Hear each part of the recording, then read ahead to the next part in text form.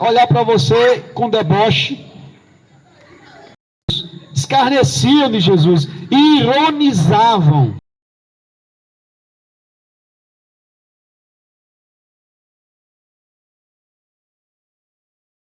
Como, por exemplo, dizer que você é milionária sem você ser, está debochando da sua cara, né? Você conhece quando a pessoa está ironizando você, está brincando com o que você é. É como ela diz assim no coração, muita gente diz assim no coração, está pensando que vai ser o quê? Como José, por exemplo, que chegava diante dos seus irmãos, e aí ele dizia assim, lá vem o sonhador de sonho já vem. Pessoas olham para você e dizem assim, lá vai o sonhador, lá vai a sonhadora. Quer ser o quê? Quer ser modelo, quer ser atriz, quer ser ator, quer ser pastor, quer ser empresário, olha a banca dele, olha a banca dela. Começa a ironizar. Você não pode botar uma roupa melhor, que já começa a lhe ironizar, que já começa a desfazer de você. Era assim com Jesus. Jesus passou por isso, por uma ironização dentro da sua própria família. A luta poderia ser de fora, mas teve que ser de dentro. Teve que ser de dentro de casa. A luta começa de casa. Uma vez Jesus disse que os inimigos dos homens são os seus próprios familiares. Olha só a revelação nessa noite. Os inimigos dos homens não são as pessoas que estão distantes, como Napoleão Bonaparte, um dos maiores guerreiros do século XVII, disse: Senhor, me livra dos meus amigos, porque dos meus inimigos me livro eu. Porque quem vai se levantar contra você é as pessoas mais próximas de você, é as pessoas que sabem os seus pontos fracos, a pessoa que anda contigo, é tua amiga, é teu amigo, você a defende, você briga por ela, mas no coração dela há uma ironia contra você, há uma ironia contra você. Jesus não disse que os inimigos dos homens é a sua própria família. É bom a gente saber discernir o que Jesus está dizendo, para não cairmos nos erros de acharmos que a nossa família é nosso inimigo. No momento do atrito entre o casal, às vezes achamos que a nossa pior inimiga é a nossa esposa. Achamos que o nosso pior inimigo é o nosso, no caso das mulheres, né? Seus maridos. No caso que a irmã contou aqui o testemunho dela, realmente o inimigo estava dentro de casa, mas ela deve orar por ele, que é uma alma que necessita da salvação. Mas ela conviveu com um inimigo espiritual muito forte, que a ponto de usar o seu braço direito, a sua costela, a sua outra metade, como diz o ditado, né? Este negócio de outra metade. Seu esposo. Devemos fazer de tudo para convivermos com a pessoa que está ao nosso lado.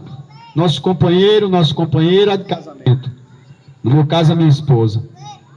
E às vezes a minha esposa fala algo que não me agrada, ironiza, debocha de algo que eu estou fazendo, mas eu não devo levar tudo ao pé da letra. Senão eu vou acabar pensando que a minha esposa é minha maior inimiga. E ela não é obrigada a aceitar tudo que eu penso, porque é minha esposa. São cabeças diferentes, são mundos diferentes, são ideologias diferentes, são princípios diferentes, são culturas diferentes. Então minha esposa não vai ser obrigada a pensar tudo que eu penso, apesar de sermos da mesma crença. Embora ela me apoie em muitas coisas que eu gostaria que apoiasse, e hoje, graças a Deus, apoia. Mas Jesus enfrentou dentro da sua própria casa o deboche do seu ministério pelos seus próprios familiares. Quem são os familiares? Seus irmãos, seus pais. Quem é a sua família? Seu esposo ou sua esposa e seus filhos. É a sua família. Quem é que está mexendo aí no telefone? Vai procurar o que fazer, nós estamos no culto.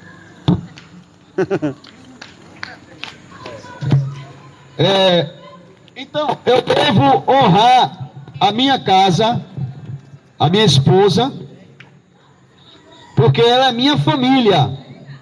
Hoje eu estava em casa, antes de sair, eu disse comigo, a minha prioridade é minha comunhão com Deus. Segundo, a minha casa, que é a minha esposa, meus filhos. Terceiro, o meu trabalho. O quarto, a minha saúde. O quinto, o meu ministério pastoral. O meu ministério pastoral não pode estar em primeiro lugar, não, gente.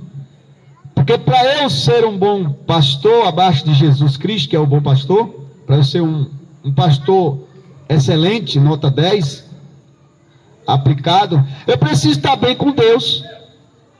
Como é que vai adiantar eu tentar passar para vocês uma palavra se eu não estou bem com Deus? Como é que vai funcionar eu trazer uma palavra para vocês se eu não estou bem com minha esposa? É minha família. Eu não posso estar brigando com minha casa. Eu preciso orar quando eu não for aceito com as minhas ideias dentro da minha casa. Preciso ter paciência. Jesus teve paciência com seus irmãos quando eles não aceitaram o seu ministério. Se fosse outro, começava a quebrar, a ironizar, começava a dizer: meus irmãos não me aceitam, tanto que eu faço pelos meus irmãos e eles não me aceitam. São seus familiares, são muitas das vezes até seus próprios inimigos, mas os tenha como seus familiares, ame-os. Terceira, como eu falei, prioridade, que é o meu trabalho. Se eu não estiver bem alimentado, se eu não estiver bem emocionalmente, psicologicamente, financeiramente, eu não tenho como fazer um trabalho desse. Passando necessidade, pedindo ajuda, eu tenho que estar aqui forte para poder ajudar. E quarto lugar, minha saúde. Eu preciso fazer uma caminhada, eu preciso respirar puro, eu preciso ir para um lugar onde eu exercite meu corpo, porque meu corpo é templo do Espírito Santo, e eu preciso exercer o meu ministério, que é em quinto lugar. Porque se eu viver bem nessas 4 esferas que eu falei no início, a primeira, a segunda, a terceira e a quarta, eu vou estar bem pastoreando. Quantos líderes espirituais colocam-se na frente de uma obra, mas não estão bem com a sua casa, não estão bem com os seus negócios, com a sua saúde, não cuida da saúde. Não é que você tem que estar 100% saudável, mas cuidar da saúde. Cuidar da saúde, se alimentar bem com frutas, verduras, legumes. Comer como pode, né? Quem tem diabetes, quem está tendo diabetes, não é que tem diabetes, que se você está tendo, você vai ser curado. Se você está tendo diabetes, pressão alta, você vai ser curada. Em nome do Senhor Jesus. Procurar ter uma alimentação mais saudável, fugir de coisas que lhe fazem mal. Isso é cuidar da saúde e cuidar do seu ministério. Então, falando de Jesus, que ele sofre os ataques dentro da sua própria, seus familiares. Jesus não teve família, esposa e filhos, mas ele teve familiares. Vocês perceberam aqui que o microfone fica bom aqui, ó, né? Quando vocês vierem a próxima vez, você já sabe, puxa aqui, já aprendi o macete, até o microfone sem fio chegar. Ó, ficou legal. Bota a borrachinha pra meio uma borracha, ou então uma fita isolante preta, né? Pronto. Então, Jesus, ele sofre um deboche dos seus irmãos, ironizando, dizendo: Jesus, você perdeu os seguidores. O senhor estava com uma multidão de 15 mil pessoas atrás do senhor, anteontem. Quando foi ontem, só porque o senhor falou algumas palavras, o povo começou a ir embora. O povo queria pão, né, Jesus? Você perdeu o ibope, perdeu a credibilidade no seu ministério. Aproveite, vai lá na festa do tabernáculo, vai ter uma festa agora, e essa festa é a festa mais importante de Israel. Vai lá no templo, aproveita. Parecia que eles estavam querendo o bem de Jesus, mas não, eles estavam debochando, estavam ironizando. Quanta gente olha para você e ironiza. Quanta gente não olha para esse ministério e diz: onde é essa igreja? Muita gente pergunta: onde é essa igreja? Diga aqui. Aqui? E cadê o teto? Cadê? Aqui começa uma igreja. Eu estou procurando uma igreja para congregar, já consegui. Vai em paz, em nome do Senhor Jesus, seja próspero lá nesse ministério. Mas ali uma igreja? Como? Uma igreja, ela não precisa de templo para iniciar. O templo é a consequência do trabalho inicial. Se não chover, a gente continua aqui. Se chover, a gente vai para ali e faz no corredor. Né? Ou então vai lá no quiosque. Ontem a gente fez no quiosque. Então, tem muitos deboches e muitas ironias que vão vir sobre nós, sobre nosso ministério. Veio deboches e ironias sobre Jesus. As ironias estão ocultas muitas das vezes em alguns corações que elas não expressam, mas as pessoas elas lhe olham dos pés à cabeça. Se o sapato, esse sapato meu está até feio, não dá nem para mostrar muito. Se o sapato está com alguma mancha, oxe, pode ficar tranquilo que a pessoa vai lhe olhar do planta dos pés até a cabeça. Não se preocupe, ela vai tirar um raio-x de você por fora. Se a camisa está amassada, se o cabelo está arrepiado, se a sobrancelha está torta.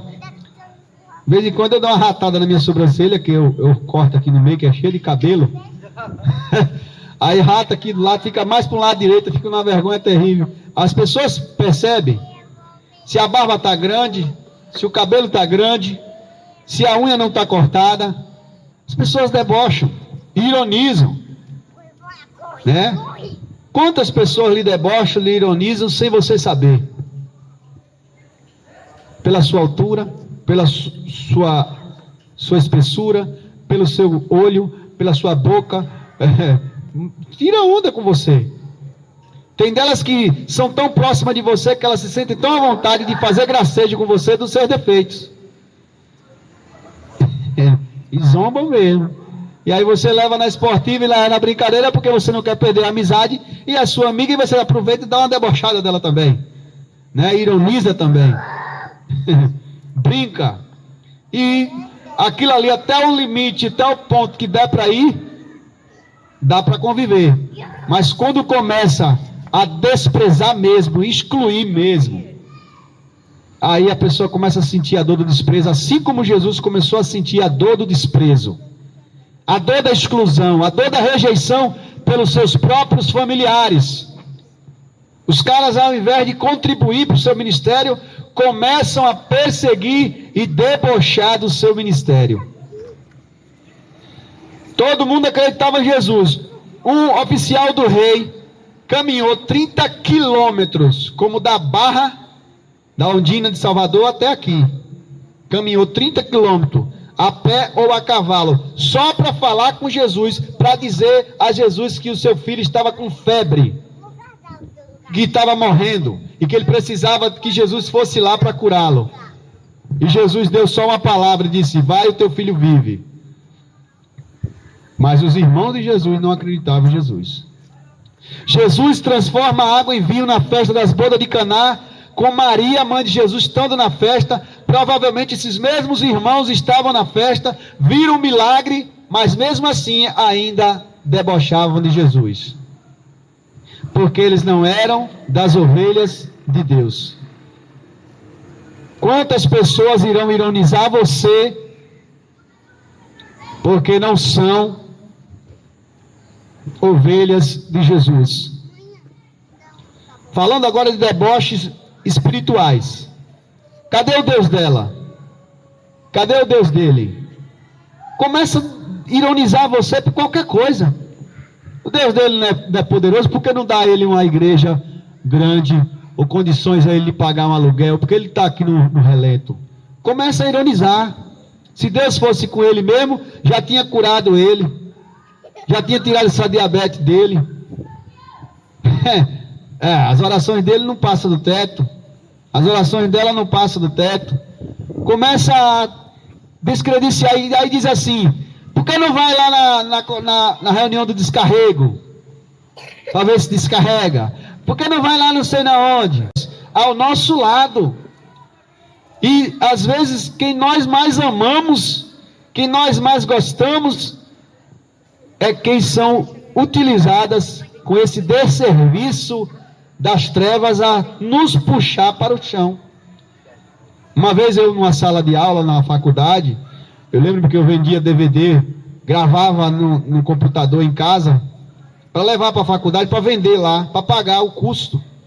Que meu custo da faculdade, na época eu não tinha dinheiro nem de passagem de ônibus. Às vezes eu pedia carona no ônibus, ia pregando no ônibus, voltava para não pagar a passagem, porque não tinha condições. Aí o professor na sala de aula disse assim: olha aí, pregador dos ônibus, vende DVD pirata. Na sala toda ele falando. Aí, é pregador e vende DVD pirata. Na frente, me humilhando. Que ele queria dizer o quê? Quer ser santo, quer ser um pregador e é um pirateiro. Na época o DVD pirata era aquela campanha de proibido, quem vendia DVD pirata era do Satanás, mas todo mundo usava o DVD pirata. E aí, meu amigo, eu comecei a chorar, deu um soluço de choro, eu saí da sala desesperado, fui para o banheiro chorar, não tinha dinheiro para pagar a faculdade, e ainda mais o meu professor, o melhor professor que eu tinha de teologia sistemática, um pastor da Igreja Batista Tradicional em Feira de Santana, ironizando o meu ministério porque eu vendia DVD pirata. Ele encontrou um defeito e começou a me perseguir naquele defeito. Na sala de aula, não foi a primeira vez, foi 2 vezes. Eu chorei bastante e aí me explodi, mas não disse nada para ele.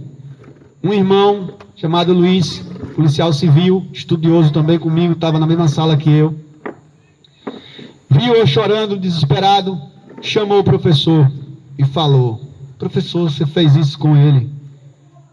Aí ele me chamou, depois o professor chamou, explicou, fez que estava pedindo desculpa, mas eu percebi que não foi do coração, ele estava talvez com uma inveja, porque eu pregava nos ônibus, porque eu chegava e contava na sala de aula que eu fazia uma coisa importante, e isso incomodava o meu professor. Tem coisas que você faz que incomoda os teus melhores amigos, as tuas melhores amizades. Elas se incomodam, elas não suportam você contar suas vitórias, e você quer desabafar, você quer contar suas vitórias, e não é bem aceita, não é bem aceito quando você conta suas conquistas espirituais ou materiais. Somos impedidos muitas das vezes de abrirmos os nossos sentimentos com as pessoas, mas elas veem que você melhorou alguma coisa, elas veem que você melhorou a sandália, elas veem que melhorou a roupa, veem que melhorou o óculos, veem que melhorou a saúde, veem que melhorou o carro, veem que melhorou a casa, veem que melhorou a arrumação da casa, veem que melhorou, está vendo a sua melhora, e elas ficam incomodadas, e ironizam, brincam com você. Fizeram isso com Jesus, e disseram: vai para a festa dos tabernáculos. Existiam 3 festas principais em Jerusalém. A primeira festa era a festa da Páscoa, que acontecia provavelmente no mês de março. E a segunda festa era a festa dos pães asmos. E a terceira, mais conhecida, era a festa dos tabernáculos, que era a festa que mais vinha gente de tudo quanto é lugar, das regiões de Jerusalém, Israel, de outros países. Era chamada a festa dos tabernáculos. Tinha a festa dos Pentecostes também, que vinha gente de todo mundo. Essa festa dos tabernáculos era lembrada como o tempo onde Deus deu casa para o povo no deserto. Abrigo, tendas ou tabernáculos. Para quem não sabe, o templo de Deus no deserto era um tabernáculo. Era uma tenda, tipo um circo, uma barraca de circo. E nesse tabernáculo tinha uma cerca. E para entrar, só entrava o sacerdote com o sacrifício que a pessoa vinha trazer até a cerca. De uma ovelha, um cordeiro, um bode, uma rolinha, uma pomba. E ali o sacerdote sacrificava no altar, queimando o animal, imolava primeiro, sangrava, matava e tocava fogo e oferecia para Deus como libação, como limpeza dos pecados daquela pessoa. O cordeiro, o animal, qualquer animal morria no lugar do pecador. Por isso que Jesus, muitos anos depois, veio como o Cordeiro de Deus que tira o pecado. Então ele morre no nosso lugar. A morte de Jesus, o sacrifício de Jesus foi vicário. O que é vicário? É um sacrifício substitutível. Ou seja, era para você pagar pelo teu pecado, e ele toma a causa e diz: eu pago por você. E o incrível é que ele não paga só por mim, paga por todos vocês, por todos os nós, por todo o planeta que se regenera a ele, que se entrega a ele. Então, Jesus, ele é convidado ironicamente pelos seus irmãos para ir à festa do tabernáculo. Aí Jesus dá uma resposta para eles, dizendo: vai vocês, não é chegada a minha hora ainda. O meu tempo não é como o de vocês. O tempo de Deus não é o Cronos, que em grego Cronos é tempo do homem, tempo do relógio. Por exemplo, está marcado para o ônibus passar 8 horas da manhã, aqui no ponto, é no tempo Cronos. Mas o tempo de Deus é o Kairos, em grego Kairos. E Kairos é tempo de Deus. Está marcado no Cronos, 8 horas, mas no tempo de Deus vai chegar 8 e 8. É o Kairos. O tempo de Deus é imprevisível pelo homem. Quando Jesus diz assim: o dia e a hora ninguém sabe, nem mesmo os anjos, da vinda do Filho do Homem. É o tempo Kairos. No tempo Kairos, no tempo Kairos de Deus, Deus vai te levantar, Deus vai te exaltar, Deus vai te dar aquilo que você necessita.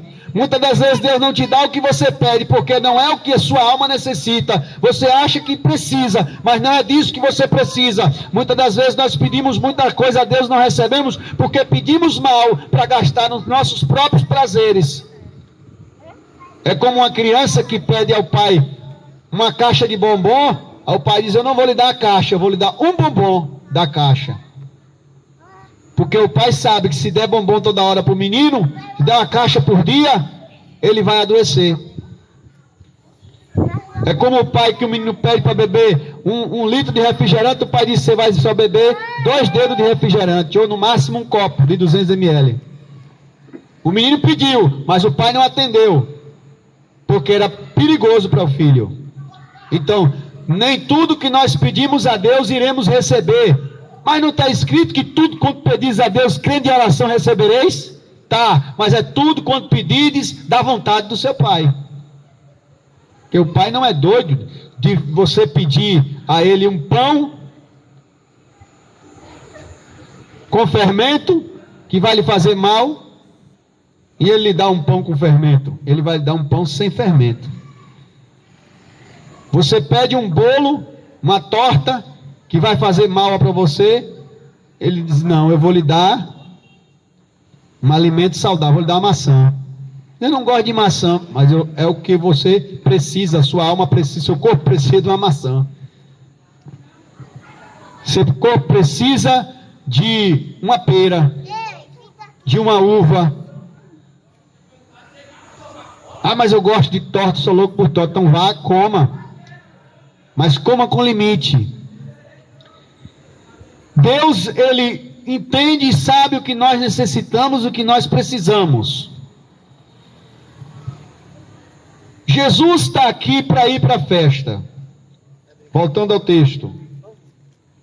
No tempo Kairos, que é o tempo de Deus, Jesus iria para essa festa do tabernáculo. Jesus foi, mas não foi como o homem queria que ele fosse.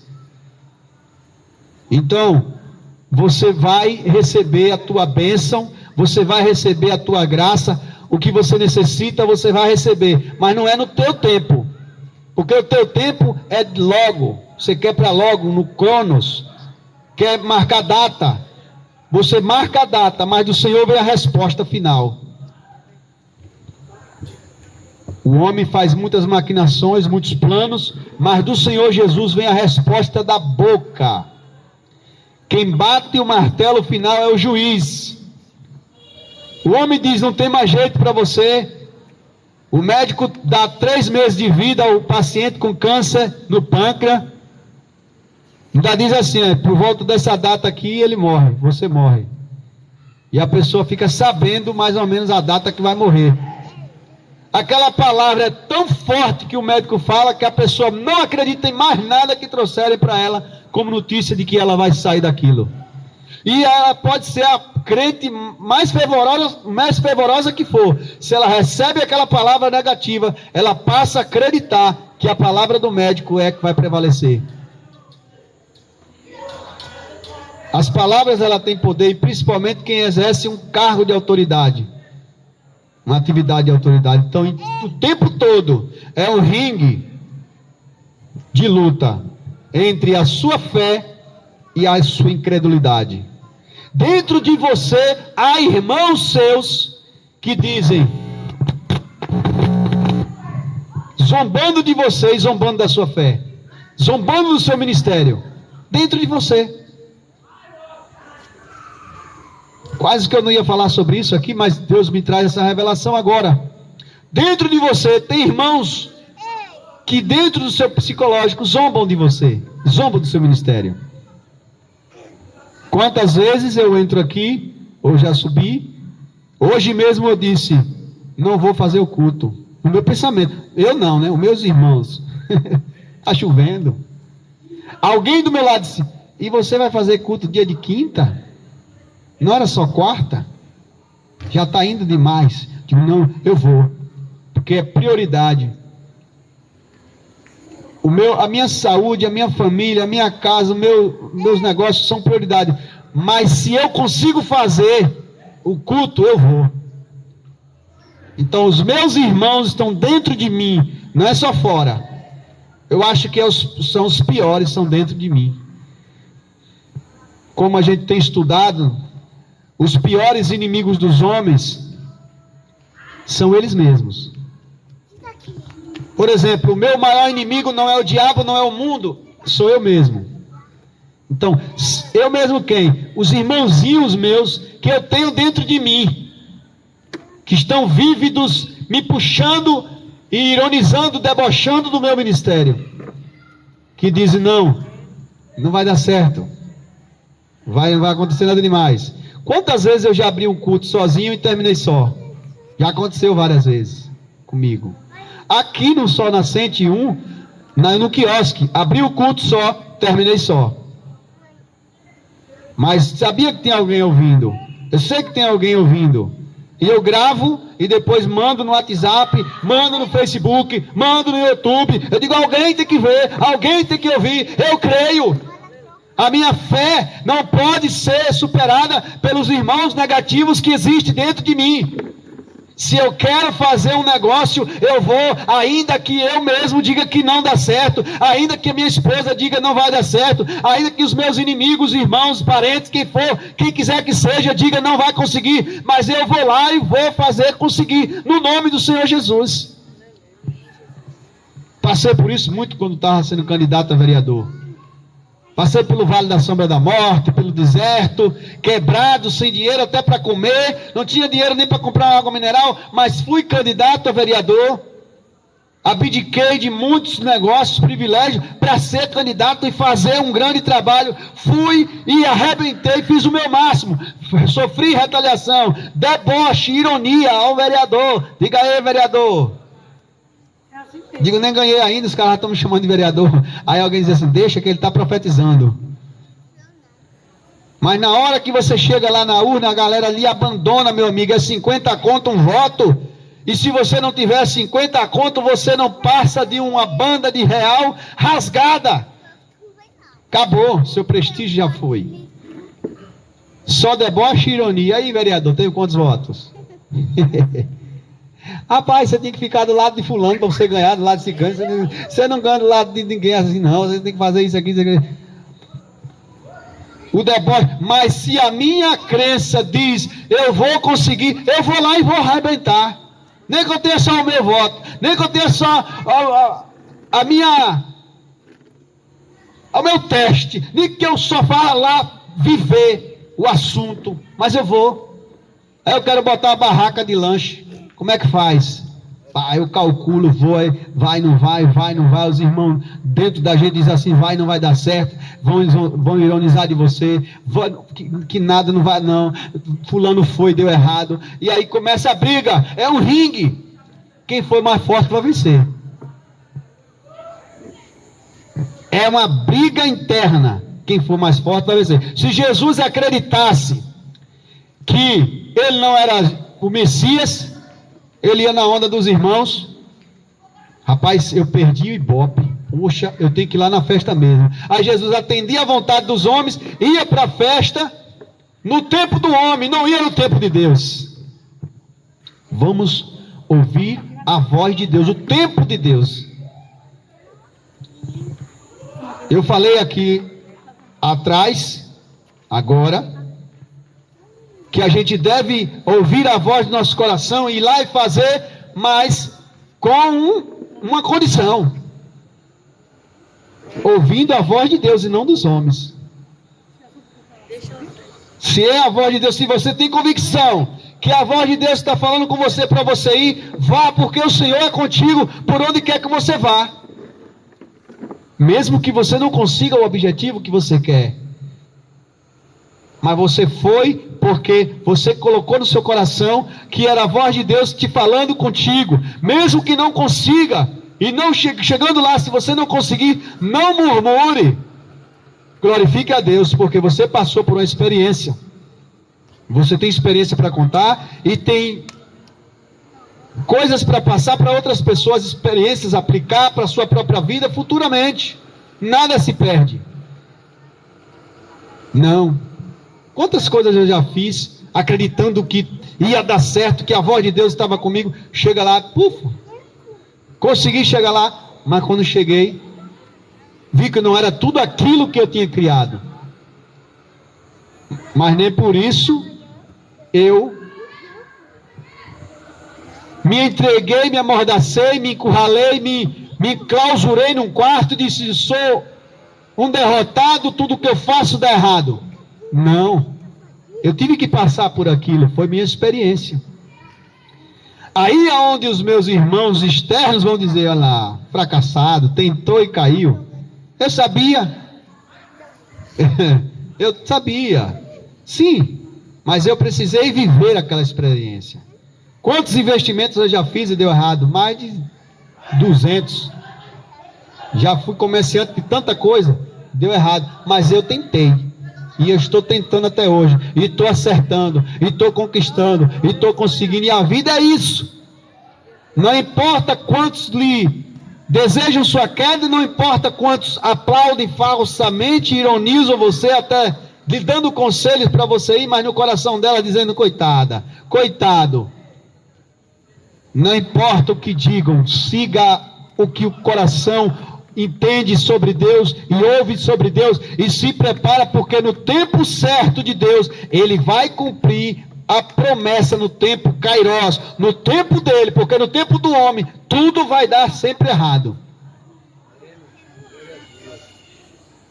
Jesus não estava procurando fama, poder, porque se ele estivesse procurando fama, reconhecimento, seguidores, multidões, ele chegou discretamente. Não chegou se exibindo, porque Jesus não era exibicionista.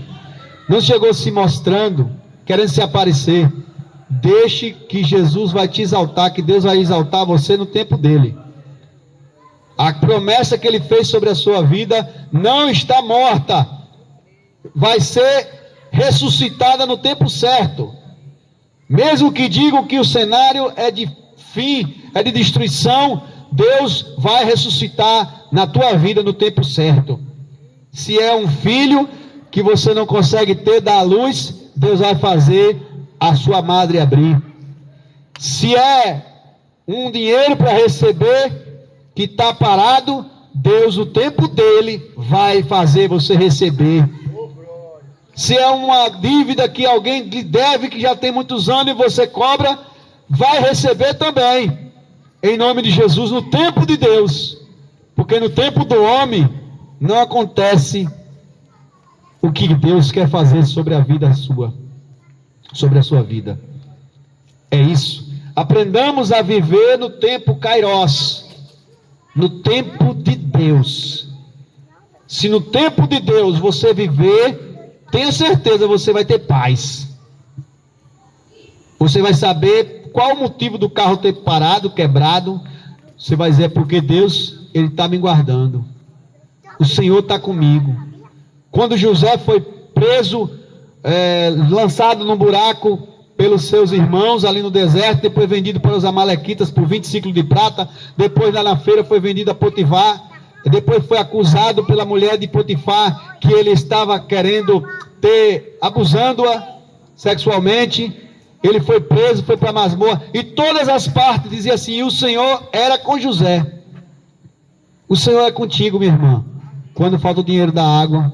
O Senhor é contigo quando falta o dinheiro da luz.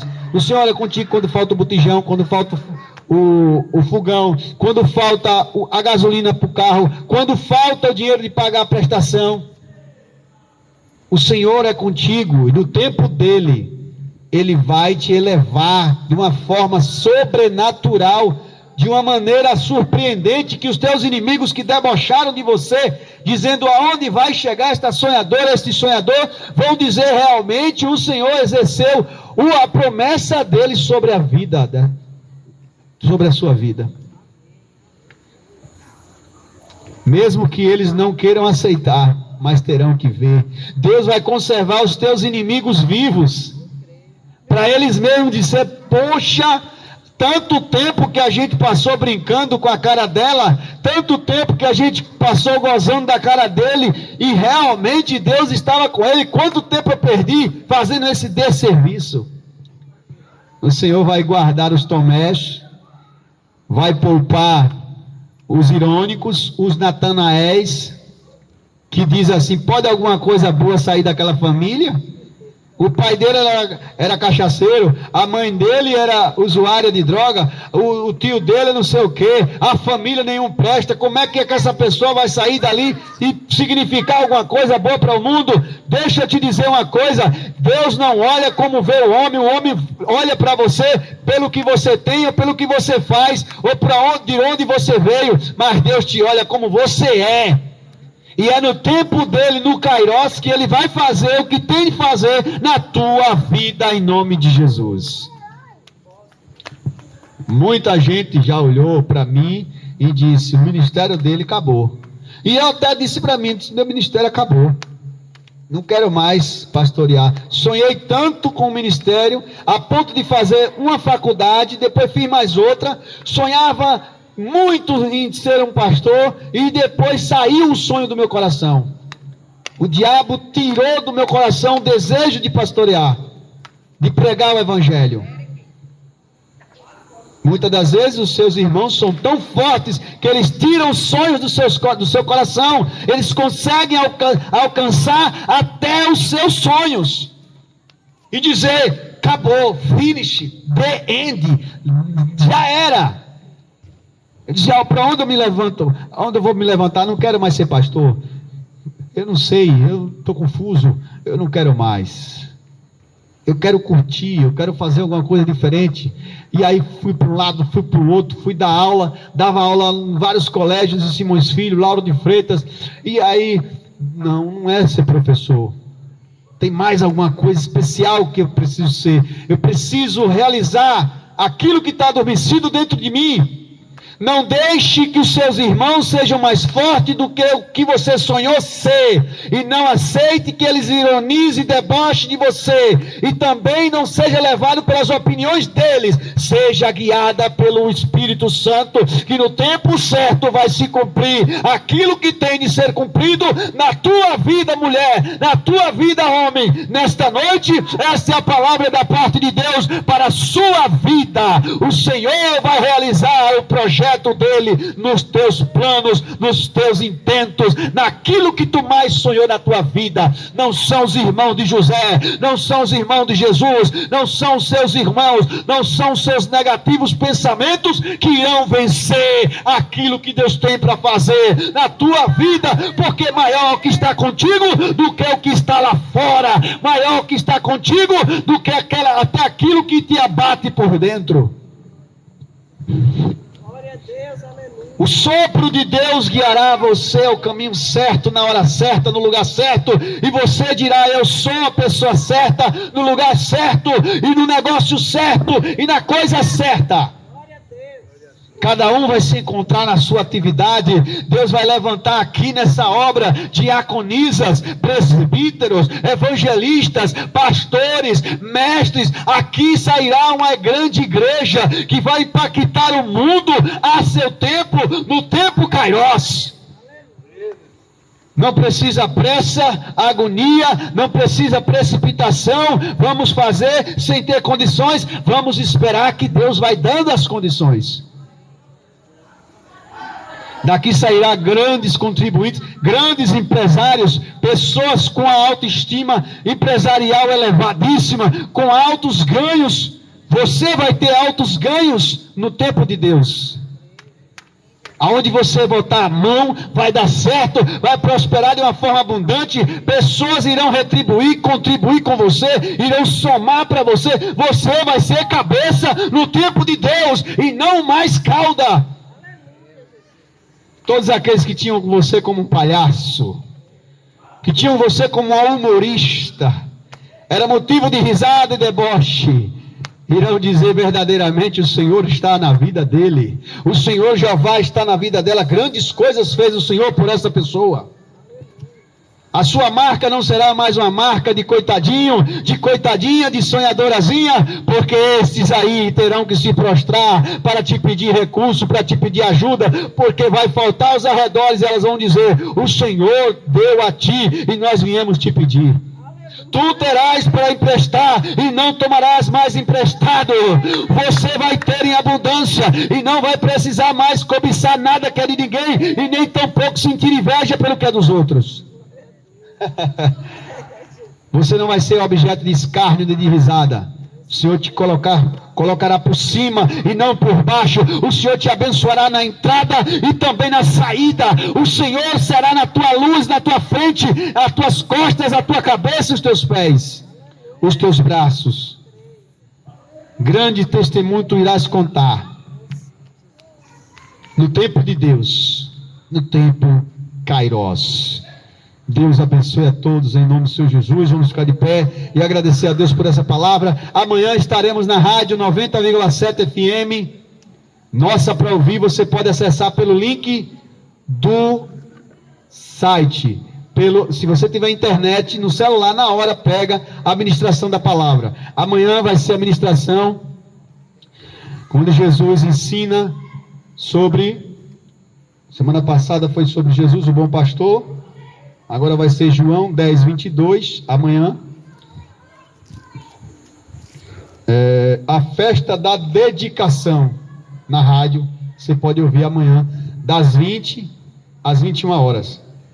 No celular mesmo, pode botar na caixa de som em casa, no aparelho, se tiver conectado Bluetooth.